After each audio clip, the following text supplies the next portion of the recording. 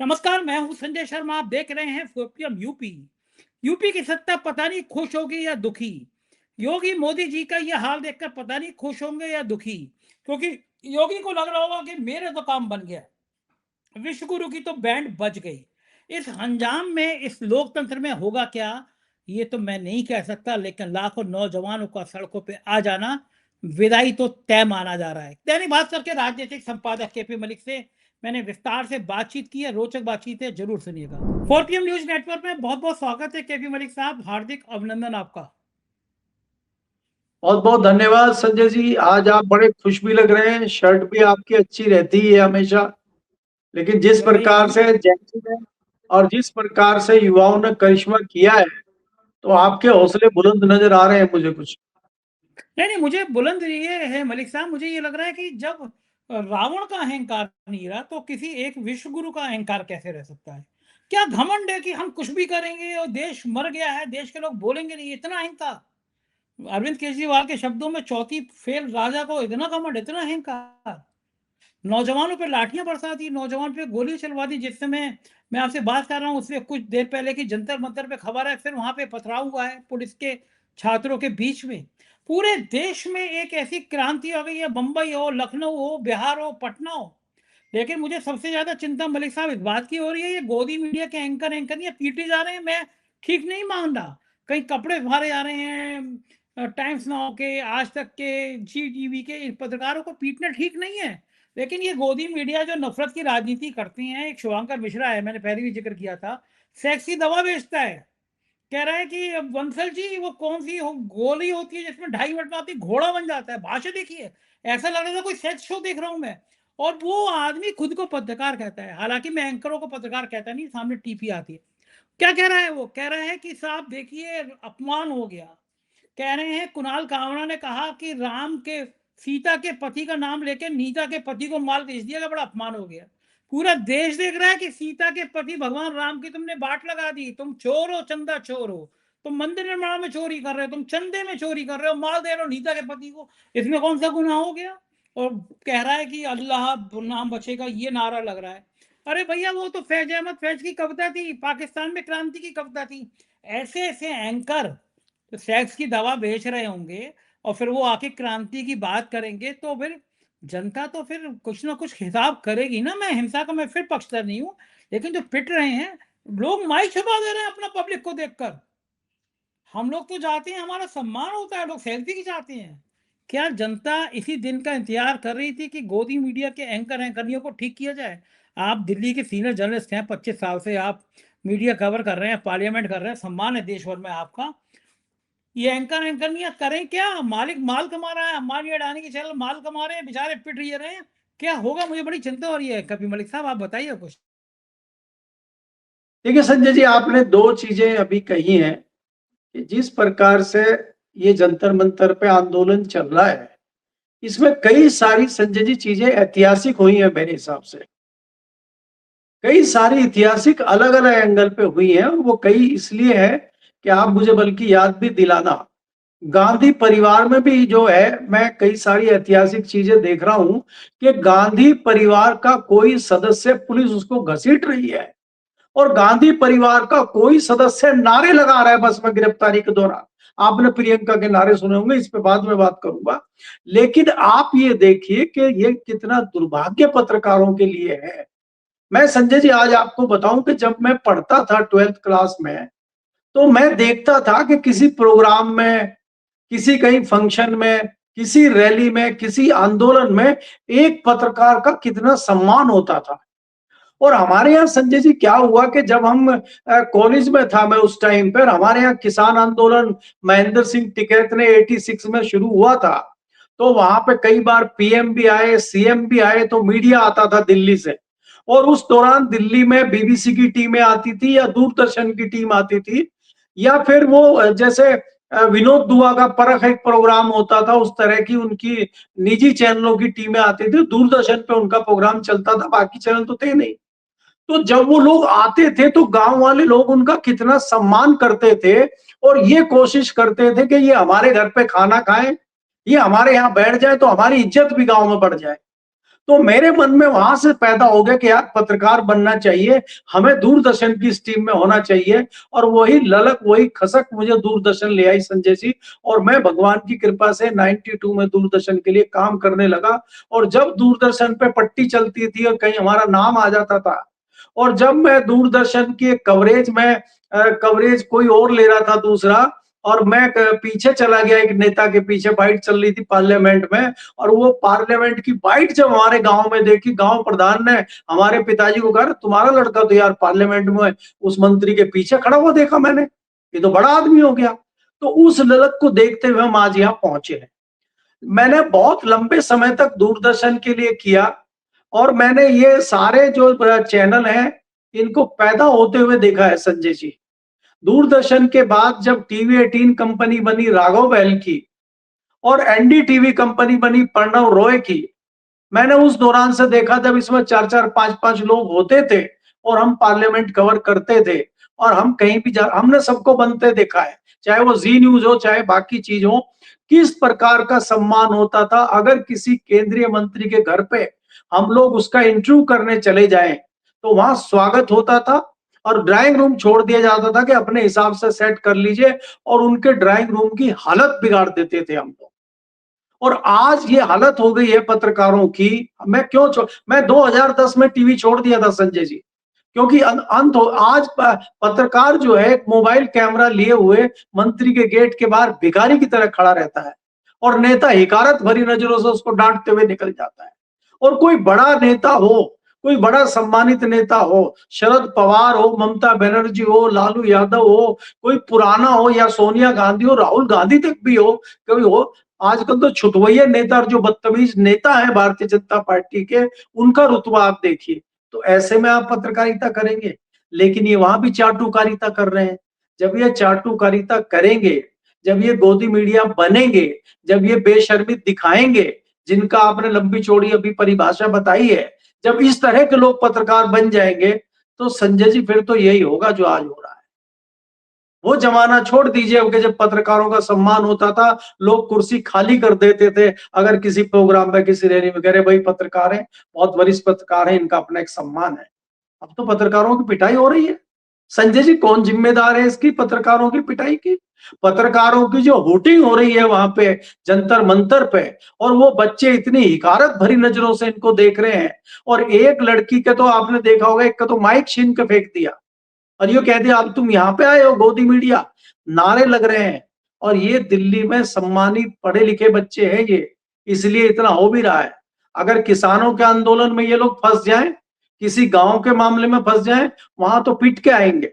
वहां तो आपकी लोकप्रियता, जो लोकप्रिय एंकर है आज तक की, कई जगह आपने देखा होगा 2024 के चुनाव में घेर लिया गया था, हेलीकॉप्टर भी घेर लिया गया था, वो भी आपको याद नाम होगा। नाम नाम मत लीजिएगा उनका, क्योंकि एक मुकदमा उन्होंने खाम सर खत्म कर रखा है मुझ पे, फिर दूसरा मुकदमा कर देंगी। चलो मैं कल बता को दे रहा फिर हूँ, आप बात करें, कल फिर कल परम फिर आदरणीय मुकदमा हो अंजना जाएगा। अंजना ओम कश्यप जी की। पता है, मैं इतना खुश हुआ, लंबा चौड़ा मुझ पे मुकदमा किया मानहानि का। हाँ, और मेरे को मानहानि का कोई मुकदमा आता है ना, तो मेरे बल्ले बल्ले हो जाती है। वो काम्बोज साहब है, उन्होंने 1000 करोड़ का देखा, मेरा ब्लड प्रेशर बिल्कुल बल्ले बल्ले हो गया। मेरे वकील ने हाँ, इतना वो बढ़िया जवाब दिया, मेरे तो 1 रुपए खर्च भी नहीं होते हैं।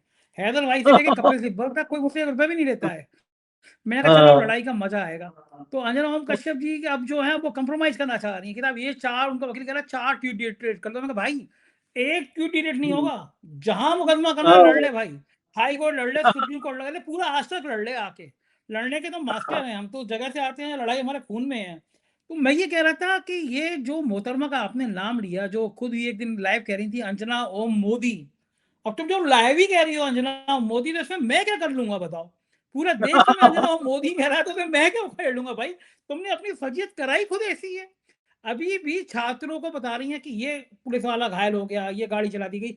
ये नहीं ये नहीं कह रही वो पुलिस वाला कौन था जो किसी लड़की के पीछे से डंडा गलत जगह लगा रहा था, वो पुलिस वाले कौन थे जो सादा वर्दी में मार रहे थे, नेम प्लेट क्यों नहीं थी, ऐसे सवाल नहीं कहते। अब अगर इतना बेशर्मी भरा मीडिया का नंगा नाच करोगे, तो छात्रों नौजवानों को एक टाइम में किसानों को खालिस्तानी, किसानों को आतंकवादी, अब कह रहे हैं नेपाल का प्रेरणा ले रहे हैं। अजीब हाल है मीडिया का। लेकिन मलिक साहब, बिहार में भारतीय जनता पार्टी के विधायक को भी दौड़ा नहीं रही जनता। ये आंदोलन खड़ा हो गया पूरे देश में, सरकार की क्या इंटेलिजेंस चूक थी? सरकार समझ नहीं पाई। सरकार को लग रहा था बड़े नहीं हल्के में है, कि क्या करेंगे, हम तो निपटा लेंगे इनको। उम्मीद नहीं थी कि इतना संजय बड़ा जी आंदोलन देखिए, हो जाए। मैं संजय जी आप ये देखिए, हम और आप कितने दिन से चर्चा करते हैं, और मैं आपको एक चीज दावे के साथ कह रहा हूं, और हनुमान बेनीवाल ने कल पार्लियामेंट में एक बाइट में कह भी दिया है कि जिस प्रकार से हम बॉडी लैंग्वेज देख रहे हैं धर्मेंद्र प्रधान की, वो दया के पात्र हैं। उनकी बॉडी लैंग्वेज बता रही है और उनका रुतबा बता रहा है कि भैया वो छोड़ के जाएं, वो बहुत परेशान है। उन आप ये बताइए, अगर एमएलए को दौड़ा रही है पब्लिक, अगर उनको ये कह दे कोई, एक रूमर चल जाए जंतर मंतर पे कि ये जो गाड़ी जा रही है इसमें धर्मेंद्र प्रधान जी जा रहे हैं, तो क्या हाल उस गाड़ी का होगा और क्या हाल अंदर बैठे व्यक्ति का होगा, आप इमेजिन करिए। तो इतना बुरा हाल इन लोगों का जनता में है। आप जो वो लगातार डायलॉग बोलते हैं, जब आपका समय खराब आता है ना, तो ऊँट पे ऊँट बैठे पे होकर बैठे कुत्ता काट आदमी लेता है। कुत्ता काट लेता है, ठीक तो बात आप है। ये देख लीजिए, अभी मैं जो खबर दे रहा हूं आपको, आपने कहा कि भाई मैं थोड़ी देर बाद करूंगा, मुझे आपसे अभी 2 मिनट पहले एक फोन आया है नागपुर से। अब मैं हालांकि इस बात को बहुत सीरियसली ले रहा, लेकिन चैनल पे कहने में मुझे नहीं लगता कोई पहले आपको बधाई बहुत-बहुत कि नागपुर से फ़ोन आया है आपको। नागपुर से फ़ोन आता है, विश्व गुरु को आता है या आपको आता है? नहीं, नागपुर से हमें ये फोन आया हमारे दोस्त का कि भैया खबर ये है कि धर्मेंद्र प्रधान जी ने ये कह दिया है, जैसे चंपत राय जी ने कह दिया था कि हम तो डूबेंगे सनम, आपको भी ले डूबेंगे। तो सीधी सीधी धमकी धर्मेंद्र प्रधान ने भी दे दी है कि अगर मुझे हटाया गया तो फिर ये जो है कई सारी सीढ़ियां गिरेंगी, अगर एक सीढ़ी का डंडा टूटेगा तो कई डंडे धड़ाधड़ धड़ाधड़ टूटेंगे, और उसमें किसका क्या टूट जाए, क्योंकि कई बार बड़े वाला भी टूट जाएगा। भाई जब नीचे के डंडे टूट जाएंगे तो बड़े वाला कैसे बचेगा। तो इसलिए इनको अब समझ नहीं आ रहा है, ये अंदर से भी गिर गए, बाहर से भी गिर गए। भाई मैंने आपको जैसा जिक्र किया कि राहुल गांधी का ऐसा रूप क्या आपने देखा है क्या? राहुल गांधी तो बीच में कह रहे थे विदेश चले गए, राहुल गांधी को ढूंढिए, राहुल गांधी लापता हैं। बीजेपी वाले कह रहे थे राहुल गांधी जंतर मंतर क्यों नहीं जा रहे, राहुल गांधी क्यों नहीं उठा रहे। ये राहुल गांधी के पीछे पड़ रहे थे। किसी गोदी एंकर ने ये नहीं कहा कि भाई कि सरकार का कोई मंत्री क्यों नहीं वार्तालाप करने जंतर मंतर में जा रहा। राहुल गांधी को बता रहे थे, लो चला गया राहुल गांधी। तो राहुल और गांधी फिर दो जंतर मंतर। प्रियंका गांधी पसीने से तर-बतर, वो कुर्ता पूरा पसीने से भीगा हुआ, नारे लगा रही थी। प्रियंका गांधी के संजय जी नारे आ रहे, मैं सुन के ऐसा मैं लग रहा है वही कि बिल्कुल स्टूडेंट लीडर है वो। कह रहा हूं, आप देखिए कि बस के दरवाजे पे लटकी हुई है और नारे लगा रही है। क्या गांधी परिवार में ऐसा आप सोच सकते हैं? मुझे लग रहा है कि गांधी परिवार में सर्वाधिक एमपी है आज की डेट में। तीनों एक साथ शायद एमपी नहीं बने हैं पिछले, मुझे याद नहीं आता कि गांधी परिवार में इतने एमपी एक साथ हों। 3 एमपी हैं, दोनों भाई बहन एमपी हैं लोकसभा से, और मां सांसद है। और आपको पता ही होगा कि सोनिया गांधी भी पहुंच गई थी तुगलक रोड थाने कि भाई हमारे हाँ, देखो। सांसद यहाँ वो थाने में वो बंद कर दिए थे। आपको याद होगा कि प्रधानमंत्री के यहाँ जब धरना शुरू हुआ और समझ नहीं आया पुलिस को, तो जो सांसद लाइन में लगे हुए थे, क्योंकि वहां जाम लग गया, और जो गाड़ियों में बैठे हुए थे उनको उतार उतार के बंद कर दिया सांसदों को, बाकी को तो छोड़ दीजिए। लेकिन आप ये देखिए कि ये जो छदम युद्ध चल रहा है दिल्ली में, ये जो गोरिल्ला युद्ध छात्रों ने शुरू किया, छात्रों ने जिस प्रकार पुलिस की प्रशासन की रेल बनाई संजय जी, मैंने कभी नहीं देखा। क्योंकि हमारे प्रेस क्लब के सामने इन्होंने बैरियर लगा दिया कि भाई जंतर मंतर से आएंगे तो बैरियर लगा दो, तो वो संसद मार्ग से पहुंच गए। संसद मार्ग पे रोका, वो रफी मार्ग से पहुंच गए। तो आप पुलिस की हालत देखिए, और पार्लियामेंट तक पहुंचना ये बहुत बड़ी बात है। मेरे 35 साल के इतिहास में संजय जी, पार्लियामेंट के नजदीक मैंने किसी भी आंदोलनकारी को, किसी भी प्रदर्शनकारी को इतना नजदीक पहुंचते हुए नहीं देखा। दूसरी बात आप ये देखिए, उसी पैतरे पे रणनीति देखिए आप राहुल गांधी की, कि ये कहा गया कि भाई विजय चौक पे जो है हम प्रदर्शन कर सकते हैं, तो सारा पुलिस प्रशासन विजय चौक पे पहुंच गया और वहां बैरियर लगा के बैठे राहुल गांधी का, कांग्रेस के सांसदों का इंतजार हो रहा है। और कांग्रेस के सांसद कह रहे हैं कि भाई वो आज खड़गे जी का जन्मदिन है, चलिए उनके घर पे जन्मदिन मनाते हैं। और जन्मदिन पे खड़गे ने कहा कि भाई मैं तो जन्मदिन मनाऊंगा नहीं, बच्चों के ऊपर लाठियां पड़ रही, तुम मेरा जन्मदिन मनाओ। बोला नहीं हम मनाएंगे। और वो वहां जन्मदिन ऐसा मना कि वहां पे जाके कह दिया गया कि राहुल गांधी जी कहीं दूसरी जगह जो है जन्मदिन मनाएंगे, राहुल गांधी जी के पीछे आ जाइए। सांसदों को भी नहीं बताया कहाँ जा रहे हैं, और गाड़ी जो है पीएम के घर की तरफ मुड़ गई। आप रणनीति देखिए संजय जी। तो ये रणनीति एकाएक जो राहुल गांधी बना रहे हैं, इस प्रकार से राहुल गांधी ने जो पिछले 2 दिनों में किया है, उससे नींव हिल गई है भारतीय जनता पार्टी की। आप सोचिए, जो मंत्री संतरी किसी को पूछ नहीं रहे थे, राहुल गांधी को पूछ नहीं रहे थे, तत्काल जितेंद्र सिंह पहुंच गए, तत्काल होम सेक्रेटरी पहुंच गए। कैसे हाथ पैर फूल गए इनके। तो इसलिए जो पैंतरेबाजी अभी विपक्ष कर रहा है, और मैं तो यहां तक कहता हूं कि विपक्ष की जो ऊर्जा खत्म हो गई थी, हमें धन्यवाद देना चाहिए भारत के युवाओं को, जिनसे हम बड़े थोड़े से नाउम्मीदी हो गए थे। मुझे तो बड़ी नाउम्मीदी युवाओं से लगने लगी थी, और लगता था कि ये जो है इंटरनेट में और जो है इसमें खो गए हैं, और इनको कुछ देश की चिंता नहीं है, इनको कुछ पता नहीं है। लेकिन आज हम सैल्यूट करते हैं उन युवाओं को, जिस प्रकार से इतना शांति प्रिय उन्होंने धरना प्रदर्शन किया है। और संजय जी, हैरानी की बात देखिए, जहां हजारों की संख्या में, अभी लाखों कहना तो मुश्किल होगा, हालांकि लाखों की संख्या में थे, लेकिन बटे हुए थे। दिल्ली में जंतर मंतर पे 1 लाख की संख्या मैं नहीं कहूंगा, लेकिन 50-60 हजार से कम भी नहीं थे। जहां 50-60 हजार की संख्या हो, मौसम खराब हो, बारिश चल रही हो, वहां पे लड़के लड़कियां लगातार डटे हुए हों, और एक भी अप्रिय घटना आपको ना सुनाई दे, इसको आप छोटी बात समझते हैं? दिल्ली जैसी जगह में, जहां पुलिस के सामने रोज केस आ रहे हैं, यहाँ बलात्कार हो गया, यहाँ लूट हो गई, यहाँ ये हो गई। और संजय जी, आप भावना समझिए कि एक लड़की मुंबई से बुक कराती है जोमेटो स्विगी कि भैया वहां पे दे दीजिए आप, और अजीत अंजुम जी जाके पकड़ लेते हैं, या दूसरे पत्रकार पकड़ लेते, भैया किसको देने आए हो, हमारी बात कराओ। तो पता चला मुंबई की किसी लड़की ने खाना भेजा है कि कल मैंने चाय भेजी थी, आज मैंने खाना भेजा, मैं तो इतना ही कर सकती हूँ, अब दिल्ली से, मुंबई से दिल्ली तो मैं नहीं आ सकती, लेकिन मैं इस तरह की अपनी जो है हाजिरी लगाना चाहती हूँ। तो जब इस तरह की भावनाएं जुड़ी हुई हैं, संजय जी, मेरी बेटी 21 साल की है, और वो ये कह रही है कि पापा आप जो बोलते हो, पहले हम बड़ा गुस्सा होते थे, मेरा बेटा भी गुस्सा होता था, मेरी पत्नी भी कहती थी तुम्हारा दिमाग खराब है, सरकार के खिलाफ इतना बोलते हैं, अब सब सैल्यूट कर रहे हैं मुझे। और मेरी बेटी कह रही मैं जंतर मंतर पे जाऊंगी। मैंने कहा बेटा वहां पे कुछ चोट चाट लग जाए। बोला कोई बात नहीं, चोट लग गई तो दूसरे बच्चे भी तो गए। 3 दिन से हाँ, लगातार जा रही है संजय जी, रोकने के बावजूद। मैंने बेटे को भेजा, कल भी गया, आज भी गया।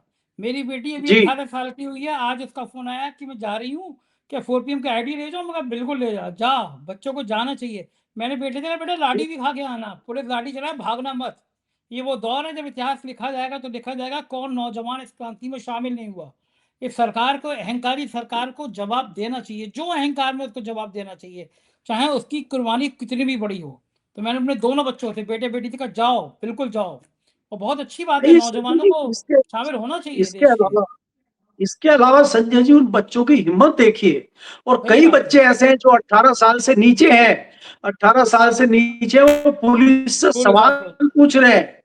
एक लड़के का वीडियो देखिए जो इतिहास बन चुका है, वो कह रहा मारो मुझे, आओ मुझे मारो सर, सर मारो मारो हाँ। मुझे। आप सोचिए, उसने महात्मा गांधी के उस मामले को जिंदा कर दिया, जिसमें कहता, महात्मा गांधी कहते हैं कि ये गाल पे कोई थप्पड़ मार रहा तो दूसरा गाल भी कर दो। तो उस बात को जिंदा कर दिया इस युवा ने, और ये इतिहास बना दिया। और नजरें झुक गई पुलिस वालों की, इतना शर्मिंदा कर दिया इन बच्चों ने पुलिस वालों को, लेडीज पुलिस को कर दिया कि आपके घर में बच्चे नहीं है, किसके लिए हम लड़ रहे हैं? हम किसी क्या सियासी दल से आते हैं? हमारी राजनीतिक पार्टी है, हम क्या सत्ता के लिए लड़ रहे हैं? हम एजुकेशन के लिए लड़ रहे हैं भाई। और आपके, अगर आपके बच्चे कल को आएंगे इसी जगह पे जहां जमे, तो आपको कैसा लगेगा? संजय जी, कई लोग बड़े शर्मिंदा थे। और आपको पता है, आज एक पत्रकार ने सवाल पूछा राहुल गांधी से कि जब पुलिस आपको घसीट रही थी, दिल्ली पुलिस, तो तब आपको कैसा लग रहा था और आपको कैसा लगा? तो राहुल गांधी ने कहा, खैर लगा तो मुझे खराब जब दिल्ली पुलिस के जवानों ने मुझे घसीटा, लेकिन मेरे कान में ये कहा कि सर मैं राजस्थान से हूँ, इनको हटाना जरूरी है सर। बोला मेरे कान में ये कहा। अब मुझे घसीट भी रहे हैं और ये कह रहे हैं कि इनको हटाना जरूरी है। अब आप उनकी मजबूरी यही फील है, समझिए कि भाई यही फील है, यही ये वो भावना है, उनकी ड्यूटी है और ये उनकी फीलिंग है, तो आप यही समझ भावना लीजिए। है। संजय जी, अगर दिल्ली पुलिस के अंदर ये भावना ना हो तो ये युवा कभी नहीं पहुंच सकते थे पार्लियामेंट के करीब तक। जी। ठीक बात, सहमत हूँ। और मैं तो ये देख रहा हूँ कि अखिलेश यादव ने गजब का भाषण दिया, पार्लियामेंट हिल गई। डिंपल यादव का कल जो एक्ट था, एक माँ की तरह जैसे बच्चों के पास रखती हैं, अखिलेश और डिंपल ने इस नौजवान वाली क्रांति में ऐसी अहम भूमिका अदा कर दी, जो पार्लियामेंट में जम के भाषण दिया, वो गजब है। राहुल गांधी का पूरी कांग्रेस काले कपड़ों में, अखिलेश यादव उनके साथ खड़े हुए। आम केजरीवाल ने कहा हम एम्बुलेंस, मेडिकल फैसिलिटी, कानूनी कार्रवाई, पूरा विपक्ष जिस ऊर्जा के साथ, जिस तेवर के साथ वो उद्धव ठाकरे गए महाराष्ट्र से, मंच पे कहा, संजय राउत गए वहां पे, सरकार चूक गई। सरकार को लग नहीं रहा था कि अब विदाई की बेला आ गई। हमारे जोशी हैं राजीव नारायण जी। शर्मा, उन्होंने 6 महीने पहले कहा था जुलाई के महीने में विदाई हो जाएगी, जुलाई का महीना इतना भारी रहेगा, आंदोलन इतना भयंकर होगा। 6 महीने पहले कहा बंदे ने, वही सब कुछ हो रहा है। क्या लग रहा है, आखिरी सवाल मलिक साहब, क्या लग रहा है कि अब से साहब का झोला उठाने का वक्त आ गया? अब एक बड़े बंगले में साहब क्या मोर को दाना खिलाएंगे? और मोर को दाना खिलाएंगे तो फिर होगा क्या? वनवास होगा, ब्रांडिंग होगी, या साहब विश्व गुरु क्या करेंगे? संजय जी, आप देखिए, आपने जैसे अभी डिंपल यादव का कहा कि डिंपल यादव का ये रूप शायद आपने भी पहली बार देखा होगा। पहली बार देखा। हम बड़ी डिंपल ध्यान यादव है को आपके। बहुत संयम, हाँ, बहुत ही संयम और बहुत ही शालीन महिला, और हमें लगता था थोड़ी शर्मीली है, बहुत ज्यादा बोलती नहीं थी, पार्लियामेंट में भी कभी नहीं देखा। लेकिन जिस प्रकार से आंदोलन में, इसमें कोई दो राय नहीं है कि कांग्रेस से भी आगे समाजवादी पार्टी गई, और वो उधर से उन्होंने मोर्चा निकाला उनके सांसदों के साथ, और उसको लीड कर रही थी डिंपल यादव, धर्मेंद्र यादव पीछे थे। तो उसने एक ऊर्जा उन युवाओं को दी, उन बच्चों को दी। और डिंपल यादव ने जिस प्रकार से मीडिया, वहां पे बहुत अच्छा समय था वो, जो लीड लेते हुए आगे बढ़ी, तो डिंपल यादव का एक नया परसेप्शन लोगों के सामने आया, और डिंपल यादव का एक नया चेहरा लोगों ने देखा। दूसरा, जैसे अखिलेश यादव को गिरफ्तार किया गया, अखिलेश यादव एग्रेसिव होकर आगे बढ़े, तो जैसे लोग कहते थे कि ये तो एसी में बैठ के ट्वीट करते रहते हैं, उस प्रतिभा, उस वो जो क्षमता उनकी थी, वो लोगों को देखने को मिली। उसके बाद जब पुलिस उनको अरेस्ट करके ले जा रही है, और दिल्ली पुलिस ने उनको भी खींचा है, ऐसा नहीं है, दिल्ली पुलिस ने अखिलेश यादव को भी जिस प्रकार से खींचा है, और कहीं ना कहीं ये लगा कि राहुल गांधी की और अखिलेश की केमिस्ट्री दोबारा शुरू होके आई है। नहीं तो बीच में आपने देखा था कि कई दिन ये चला था कि शायद दोनों में कोई कलकी चल रही है, सीटों के बंटवारे को लेके, ये लेके। लेकिन वो चीज जब एक साथ दिखी है, कहीं ना कहीं दोनों को देखते हुए विपक्ष के जो बाकी लोग भी हैं, उसमें एक ऊर्जा आई है, मुझे ऐसा लगता है। और विपक्ष, संजय जी, आपको एग्रेसिव दिखाई दे रहा है 2 दिन से, और यही हालात चलेंगे। सरकार आज बैकफुट पे है, सरकार को बोलते हुए नहीं बन रहा है। आप ये देखिए, यही डर है कि तत्काल जो है नड्डा साहब जो है पहुंच जाते हैं सोनम वांगचुक के साथ अस्पताल में, जंतर मंतर पे बात करने नहीं पहुंचे, उनका हालचाल लेने पहुंच रहे हैं। आप ठीक बात। बच्चों का हालचाल लेने के लिए पहुंच रहे हैं अस्पताल में, नड्डा जी। ये वही नड्डा जी हैं शायद मोदी गवर्नमेंट के, जो नड्डा जी पड्डा जी बने हुए थे और अभी तक इनको समय नहीं मिल रहा था। अब कैसे समय मिल गया आपको? तो ये ताकत है विपक्ष की और युवाओं की कि आज सरकार के कान खड़े हो गए हैं, और सरकार की जो गलतफहमी है वो दूर हो गई है। और आने वाले समय में हो सकता है बहुत जल्दी ही आपके पंडित जी की भविष्यवाणी सच हो जाए, तो इसमें कोई दो राय नहीं। जी।